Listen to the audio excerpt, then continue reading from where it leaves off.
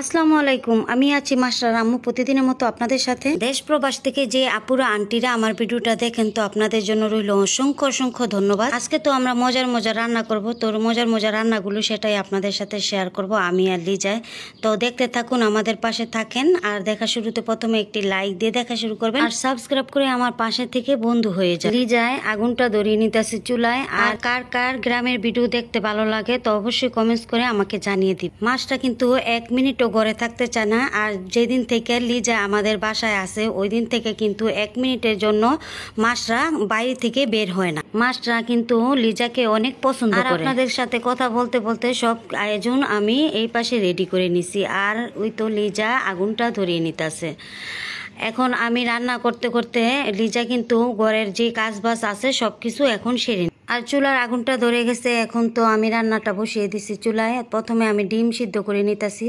আজকে আমি ডিম রান্না করব, মুরগির গোস্ত দিয়ে রোস্ট রান্না করব, আর পোলাও রান্না করব। যেহেতু অনেক দিন ধরে এইসব খাবারগুলো খাওয়া হয় না, কিন্তু মাস্টার আব্বুকে ডাক্তারে বারণ করেছে, নিষেধ করেছে, সেজন্য আর এইসব খাবারগুলো এখন থেকে আমরা রান্না করি না, অনেক দিন হয়ে গেছে।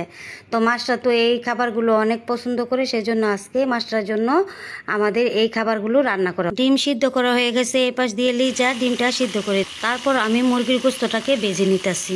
লিজা ডিম ছিলতে ছিলতে আমার সাথে অনেক কথাবার্তা আর অনেক গল্প করতে, আর লিজার গল্পগুলা শুনতে কিন্তু আমার কাছে বেশ ভালো লাগতেছিল। লিজার গল্প শুনতে শুনতে এই পাশ দিয়ে আমার মুরগি ভাজাটাও হয়ে গেছে। এখন আমি নামিয়ে নিতেছি। তারপর আমি রোস্ট রান্নাও বসিয়ে দিব।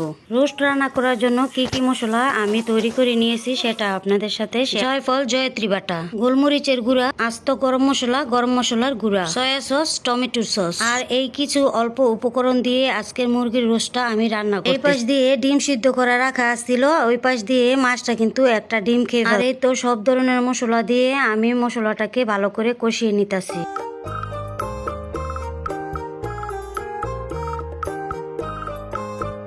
আর এই তো মশলা কষানো হয়ে গেছে আমার। তারপরে আমি যে ভাজা মুরগির গোস্তটা আছে এখন দিয়ে দিলাম। ভালো করে মশলাটাকে আর মুরগির গোস্তটাকে ভালো করে কষিয়ে নিয়ে তারপরে কিছু পরিমাণ আর পানি দিয়ে আমি আরো রান্না করে নিব 10 মিনিট। এই পাশে আমি রান্না করতে করতে লিজা কিন্তু ঘরের কাজগুলা যা আছে করে নিতেছে। কাপড় ধোয়া, ঘর মোছা, প্লেট বাটি ধোয়া সব কাজ লিজা সেরে নিতেছে। আর এই পাশ দিয়ে আমি রান্না করতে করতে এই তো লিজা কাপড় ধুয়ে তারপরে বাহিরে লিজাকে কিন্তু আমি বলি নাই যে এই কাজগুলো করে দাও আমাকে, তাহলে যা আমাকে অনেক ভালোবেসে এই কাজগুলো আমাকে অনেক সাহায্য করত।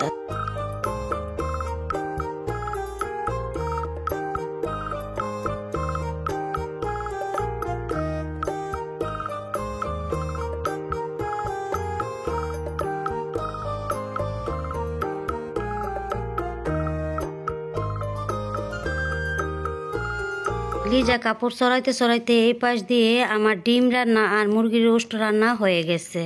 এখন আমি মুরগির রোস্টটাকে নামিয়ে নিব।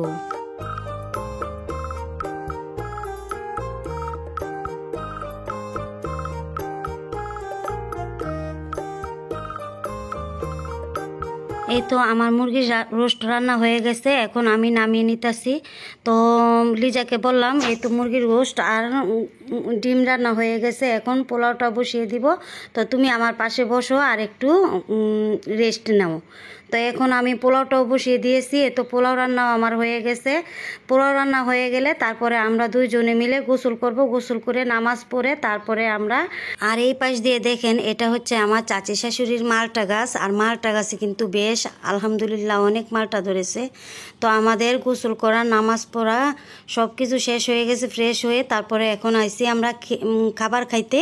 তো এখন আমরা খাবারগুলো খেয়ে নিব। তো আমাদের পাশে অবশ্যই থাকেন। আর দেখা শুরুতে প্রথমে একটি বলছিলাম যে লাইক দিয়ে দেখা শুরু করবেন। আর এই তো দেখেন আমরা খাবার খেতে খেতে আজকের মতো বিদায় নিচ্ছি। আল্লাহ হাফেজ।